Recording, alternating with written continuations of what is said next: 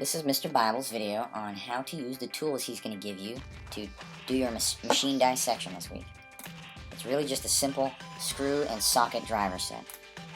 Okay, this is what it looks like. This is the case it comes in. First thing you need to be careful about is you need to open it the right way. If you don't, it's going to dump out all over the place. Okay, this is what's inside. The little guys on the left and the top are the screwdriver bits, and the shiny guys on the right side there are the sockets, and then the driver, the ratchet driver, is below. There's some adapters to the left there. And basically the way everything works is you put the little bits into the driver. The main thing you use the driver for is tightening and loosening screws. Here's what one looks like and all the parts of a screw. Here's what some others look like. Here's a close-up of a screwdriver bit called a Phillips head screwdriver. It's the most common type there is. You're going to have a bunch of different ones to choose from, but you can't just pick any one and use it correctly and hope for the best. There's a few things you got to know, okay? The things you always have to do while using a screwdriver to tighten or loosen something is you got to turn it the right way, you got to fit the screw with the screwdriver bit correctly, and then you got to hold it at the right angle as you turn it. If you're tightening something, you want to turn it clockwise. Okay? If you're loosening something, you want to turn it counterclockwise. A good way to remember this is, in a clock, time spins on. Okay? Get it in a clock, the hands usually spin clockwise, time's going on. Clock, on. Clockwise, you're turning it on. Okay? Okay. This is the most important part. This is where you fit the screw bit to the screw head as best as you possibly can. If you don't, you're going to ruin the screw, you're going to ruin my screwdrivers, you're not going to be able to use them again. And even worse, you might not be able to get the screw out. So please pay attention to this part. When you fit the screwdriver down into the screw, there should not be any shimmy. You fit a bigger size in there until you feel no shimmy. You fit a bigger size in there and it still shimmies, you need to go even bigger. Okay, you need to fit it in there until it's completely perfect. Okay? When you go to give it a little shake, you don't get it. So chances are, if you just picked out a screw bit, it's probably too small. You can see, as you try and spin it in there, it's got a lot of wiggle room, a lot of shimmy. That's not good. So if you try the next size up, but notice that it's still got a little bit of shimmy, it might still be too small. So go again and try the next size up. It still has a little bit of wiggle room. Still not okay. So try the next size up. Boom. No wiggle room at all. That's just what we want. Whoops.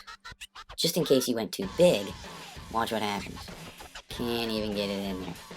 Not even close. Okay, so that won't work either. Let's go back to the one that we know fit. Hold it nice and straight along the same axis that the screw is going to spin on, and it should go in or out pretty easily. Make sure you do this every time. One more time, because this is important. You throw one in there, it's got a little shimmy. That's bad. Alright? You change the size, it's only got a tiny little bit of shimmy, but it still shimmies, so that's bad. Only when it fits and there's almost no shimmy at all is that okay to use. It has to fit. Doesn't matter what shape of screwdriver you're using. It can be really tiny, there still should be no shimmy. Okay? Doesn't matter if it's a star shape or a plus shape or a minus shape. There's all kinds of different shapes and sizes, especially for you guys using cell phones. A good screw looks like this. But if you didn't follow those rules, you might do what's called strip it. Okay? When it gets stripped, it looks like this here on the right. Same thing can happen, or a similar thing can happen to the driver. Okay? That's what it looks like when it's still good. This is what it looks like after it's been stripped. Don't believe me? Take a look at this one here. A nice close view of how rounded and smoothed out the blades of the bit are. Okay? It's probably going to look like this if you keep goofing up and you're using the wrong size, or turning the wrong way, or holding it the wrong angle.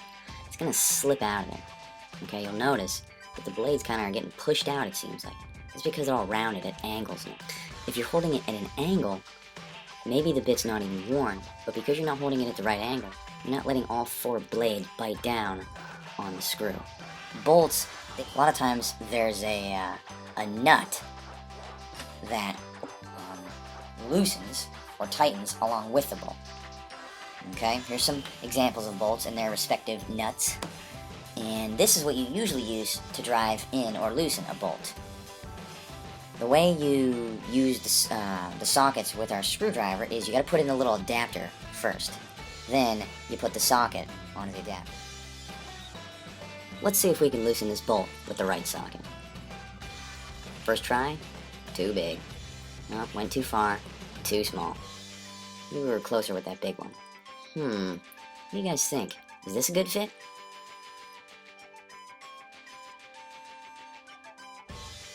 You can see in there that it's still actually got a lot of wiggle room. Maybe we should go and check to see if there's a bit that fits even a little better.